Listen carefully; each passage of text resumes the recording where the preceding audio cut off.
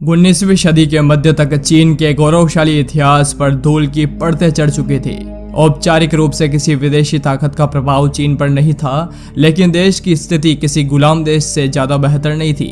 उस दौर में चीन में यूरोपीय शक्तियों से संघर्ष जारी था। इतिहासकारों ने इस घटना को खरबूजे का बंटवारा करार दिया, यानी एक ऐसा फल जो शक्ति संपन्न व्यक्ति इच्छानुसार फाक काट काट कर आपस में बांटते हैं और खाते हैं। इस युग में चीन में एक ऐसी यादगार क्रांति हुई जिसने नया इतिहास रच दिया, द ग्रेट लीप फॉरवर्ड। विश्व के इतिहास में ऐसी कई भयानक और खतरनाक घटनाएं हुई हैं जिनके बारे में सुनकर आत्माएं तक कांप उठती है। ऐसी ही एक भयानक घटना चीन में 60 साल पहले हुई थी, जिसमें करोड़ों लोग मारे गए थे। और इस भयानक तबाही के पीछे चीन की ही एक मामूली सी गलती थी। आप भी सोचकर हैरान हो गए होंगे ना कि चीन ने एक ऐसी कौन सी गलती कर दी होगी।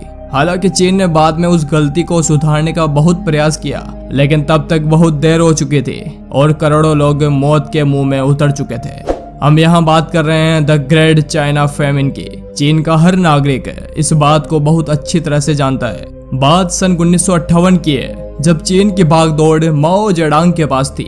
उन्होंने उस समय एक अभियान शुरू किया था जिसका नाम था फॉर पेस्ट कैंपेन। इस कैंपेन में उन्होंने मच्छर, मक्खी, चूहा और गोरैया को मारने का आदेश दिया था। उनका मानना था कि यह सब किसानों की मेहनत को बेकार कर देते हैं और फसलों को बहुत नुकसान पहुंचाते हैं। मच्छर, मक्खी और चूहों को मारना थोड़ा मुश्किल था क्योंकि ये आसानी से छुप जाते हैं, लेकिन गोरैया एक सामाजिक पक्षी है जिसे इंसानों के बीच रहना पसंद है। इसलिए चाइना वासियों ने गोरैया को अपना शिकार बनाना शुरू किया। पूरे चीन में गोरैया को ढूंढ ढूंढ कर मारा जाने लगा। उनके घोंसलों को नष्ट कर दिया गया और उनके बच्चों और अंडों को मारकर खाया जाने लगा। लोग बर्तन, ड्रम या टीन को बजा बजा कर गोरैया को उड़ाते और तब तक उसका पीछा करते हैं जब तक कि वो थक हार कर नीचे ना गिर जाए, और फिर उसे मार कर खा जाते। जो जितनी ज्यादा गोरैया मारता उसे उतना ही बड़ा इनाम मिलता, और इनाम के लालच में धीरे धीरे करके सारी गोरैया या तो चीन से भाग गई या फिर सारी मारी गई। सन 1960 में मशहूर पक्षी वैज्ञानिक शो चिंग चैंग ने माओ जेडांग को बताया कि पक्षियों को मारने से फसलों को नुकसान करने वाले कीड़ों की संख्या बहुत बढ़ जाती है, जिससे फसलों को बहुत नुकसान पहुंचता है क्योंकि गोरैया इन्हीं सब कीड़ों को खा जाती है। यह सुनने के बाद माओ जेडांग ने अपने आदेश को वापस ले लिया, लेकिन तब तक बहुत देर हो चुकी थी।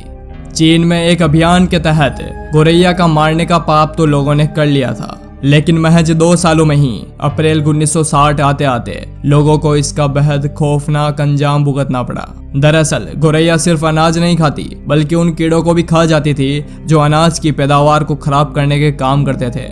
गोरैया के मर जाने का नतीजा यह हुआ कि धान की पैदावार बढ़ने के बजाय घटने लगी। माओ को समझ आ चुका था कि उससे भयानक भूल हो चुकी है।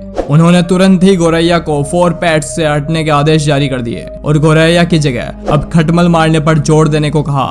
लेकिन तब तक तो बहुत देर हो चुकी थी। टिड्डी और दूसरे कीड़ों की आबादी तेजी से बढ़ी। गोरैया तो पहले ही मारी जा चुकी थी, जो उनकी आबादी पर लगाम लगाती।